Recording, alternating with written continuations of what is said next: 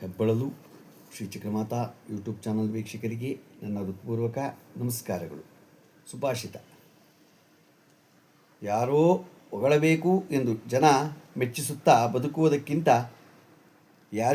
ಯಾರಿಗೂ ತೊಂದರೆಯಾಗದಂತೆ ಆತ್ಮ ಮೆಚ್ಚುವ ರೀತಿಯಲ್ಲಿ ಬಾಳಿದರೆ ಅದೊಂದು ಚಂದದ ಬದುಕು ಅಲ್ವಾ.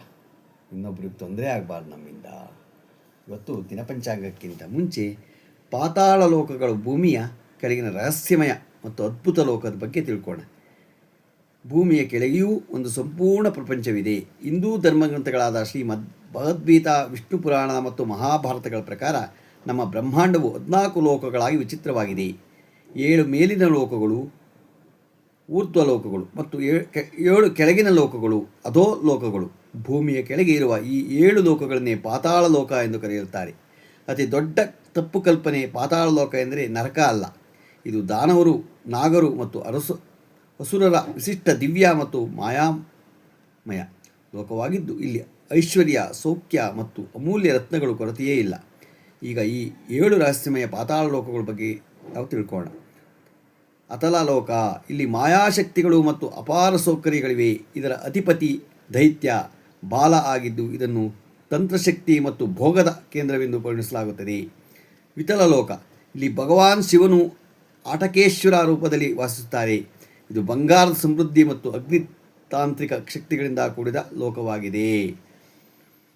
ಸುತಲ ಲೋಕ: ಇದು ಪಾತಾಳ ಲೋಕಗಳಲ್ಲಿ ಅತ್ಯಂತ ಪವಿತ್ರ ಮತ್ತು ಶ್ರೀಮಂತ ಲೋಕ. ಇದು ದೈತ್ಯರಾಜ ಮಹಾಬಲಿಯ ವಾಸಸ್ಥಳ. ವಾಮನ ಅವತಾರದ ಸಂದರ್ಭದಲ್ಲಿ ಭಗವಾನ್ ವಿಷ್ಣು ಅವರು ಈ ಲೋಕವನ್ನು ಬಲಿಗೆ ದತ್ತಿಯಾಗಿ ನೀಡಿದರು. ಅಲ್ಲಿ ಸ್ವತಃ ಶ್ರೀಹರಿ ವಿಷ್ಣುವೇ ಬಲಿಯನ್ನು ರಕ್ಷಿಸುತ್ತಾರೆ ಎಂದು ಹೇಳಲಾಗುತ್ತದೆ. ತಲಾತಲ ಲೋಕ: ಇದು ಮಾಯಾ ದಾನವನ ವಾಸಸ್ಥಳ. ಅದ್ಭುತ ವಾಸ್ತುಶಿಲ್ಪ ಮತ್ತು ಯಾಂತ್ರಿಕ ಆಶ್ಚರ್ಯಗಳಿಗಾಗಿ ಈ ಲೋಕ ಪ್ರಸಿದ್ಧವಾಗಿದೆ. 5. ಮಹಾತಲ ಲೋಕ: ಇದು ಕದ್ರುವಿನ ಪುತ್ರರು ಮತ್ತು ಅನೇಕ ಸರ್ಪ ಜಾತಿಗಳು ವಾಸಸ್ಥಳ. ರಹಸ್ಯಮಯ ಶಕ್ತಿಗಳು ಮತ್ತು ನಾಗರ ಲೋಕವಾಗಿ ಇದು ಪ್ರಸಿದ್ಧ. ರಸಾತಲ ಲೋಕ: ಅತ್ಯಂತ ಆಳವಾದ ಮತ್ತು ಕತ್ತಲೆಯ ಲೋಕ. ಇಲ್ಲಿ ದೇವತೆಗಳಿಗೆ ವಿರೋಧವಾಗಿ ಇರುವ ಶಕ್ತಿಶಾಲಿ ದೈತ್ಯರು ಮತ್ತು ದಾನವರು ವಾಸಿಸುತ್ತಾರೆ.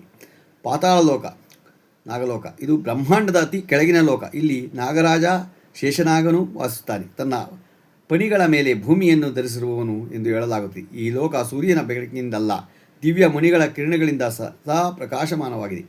ಪಾತಾಳ ಲೋಕ ಮತ್ತು ನರಕ ಒಂದೇನಾ? ಇಲ್ಲ. ನರಕ ಗರುಡ ಪುರಾಣದ ಪ್ರಕಾರ ಪಾಪಗಳಿಗೆ ಶಿಕ್ಷೆ ಅನುಭವಿಸುವ ಸ್ಥಳ. ಆದರೆ ಪಾತಾಳ ಲೋಕವು ಐಶ್ವರ್ಯ ಮತ್ತು ಭೋಗದ ಲೋಕವಾಗಿದೆ. ಆಳವಾದ ಆಧ್ಯಾತ್ಮಿಕ ಅರ್ಥ: ಈ 7 ಪಾತಾಳ ಲೋಕಗಳಲ್ಲಿ ಮಾನವನೊಳಗಿನ 7 ದೋಷಗಳು ಸಂಕೇತ: ಕಾಮ, ಕ್ರೋಧ, ಲೋಭ, ಮೋಹ, ಮದ, ಮಾತ್ಸರ್ಯ ಮತ್ತು ಅಹಂಕಾರ. ಇವುಗಳನ್ನು ಜಯಿಸಿದಾಗ ಮಾತ್ರ ಆತ್ಮದ ಆಧ್ಯಾತ್ಮಿಕ ಉತ್ತರಣ ಸಾಧ್ಯವಾಗುತ್ತದೆ. ನೋಡಿ ಎಷ್ಟು ಚೆನ್ನಾಗಿದೆ.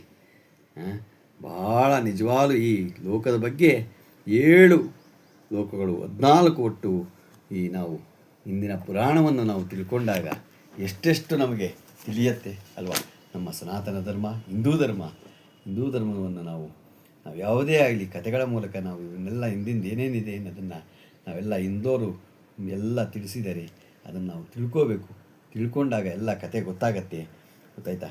ಈಗ ನಾವು ದಿನಪಂಚಾಂಗದ ಬಗ್ಗೆ ತಿಳ್ಕೋಣ. ದಿನಾಂಕ 13/4/2026 ಸೋಮವಾರ, ಶ್ರೀ ಪರಾಭವನಾಮ ಸಂವತ್ಸರ, ಉತ್ತರಾಯಣ, ಚೈತ್ರ ಮಾಸ, ಕೃಷ್ಣಪಕ್ಷ, ತಿಥಿ ಏಕಾದಶಿ, ರಾತ್ರಿ 9:19, ನಕ್ಷತ್ರ ಧನಿಷ್ಠ, ಮಳೆ ರೇವತಿ 4ನೇ ಪಾದ, ರಾಹುಕಾಲ 7:45ರಿಂದ 9:18, ಗುಳಿಕ ಕಾಲ 1:57ರಿಂದ 3:30, ಯಮಗಂಟ ಕಾಲ 7:40ರಿಂದ 9:18. ಇವತ್ತು ಯಾರು ಹುಟ್ಟುಹಬ್ಬ ಆಚರಣೆ ಮಾಡ್ಕೊತಿದ್ರು, ಮದುವೆಯಾದ ದಂಪತಿಗಳು ವಾರ್ಷಿಕೋತ್ಸವ ಆಚರಣೆ ಮಾಡ್ಕೊತಿರೋರಿಗೆ ನಮ್ಮ ಹೆಬ್ಬಳಲು ಶ್ರೀ ಚಕ್ರಮಾತಾ ಯೂಟ್ಯೂಬ್ ಚಾನಲ್ ಕಡೆಯಿಂದ ಶುಭಕಾಮನೆಗಳನ್ನು ತಿಳಿಸ್ತೀವಿ. ದೇವರು ಅವರಿಗೆ ಆಯಸ್ಸು, ಆರೋಗ್ಯ, ಐಶ್ವರ್ಯ ಎಲ್ಲ ಕೊಟ್ಟು ಕಾಪಾಡಲಿ ಅಂತ ಕೇಳ್ಕೊತೀವಿ. ನಮ್ಮ ಹೆಬ್ಬಳಲು ಶ್ರೀ ಚಕ್ರಮಾತಾ ಯೂಟ್ಯೂಬ್ ಚಾನಲ್ ಯಾರು ಸಬ್ಸ್ಕ್ರೈಬ್ ಆಗಿಲ್ಲ, ದಯಮಾಡಿ ಸಬ್ಸ್ಕ್ರೈಬ್ ಆಗಿ ಲೈಕ್ ಕೊಡಿ. ಇದು ನಿಮ್ಮದೇ ಚಾನಲ್ ಆಗಿರೋದ್ರಿಂದ ನಮ್ಮ ಲಿಂಕನ್ನು ಬೇರೆ ಫಾರ್ವರ್ಡ್ ಮಾಡಿ. ನಮಸ್ಕಾರಗಳು.